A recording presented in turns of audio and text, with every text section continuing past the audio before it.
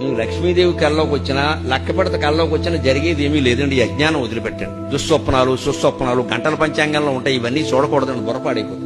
ఈ కళలు బల్లిపాట్లు పిల్లి శకునాలు మన జీవితాన్ని నిర్ణయిస్తామండి. బుద్ధుండి మాట్లాడుతున్నావా? అసలు నీ జీవితాన్ని నువ్వు నిర్ణయించుకోలేవా? మంచి చెడ్డ నీకు తెలియదా?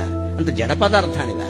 నీకు వచ్చిన కళ, నీకు ఎదురైన మనిషి, పొద్దున్నే ఎవడో తుమ్మిన తుమ్ము, వాడెవడో దగ్గర దగ్గు నీ జీవితాన్ని నిర్ణయిస్తాయా?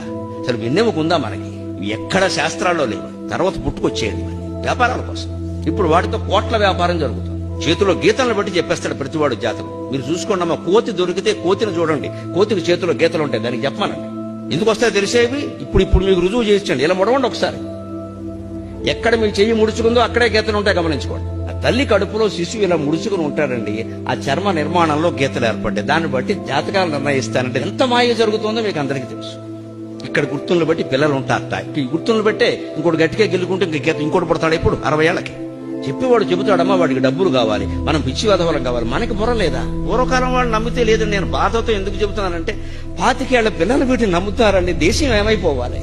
నీ శాస్త్రీయ జ్ఞానం మీద ఈ దేశం అంతా ఆధారపడుందయ్యా. ఓ యువతి, ఓ యువక, మీరు నమ్మడం ఏంటి? బుద్ధి ఉందా లేదా? వాళ్ళకే వస్తున్నాయండి ఈ పిచ్చి నమ్మకాలు. వాళ్ళని జడగొట్టేసాం మనం పూర్తిగా.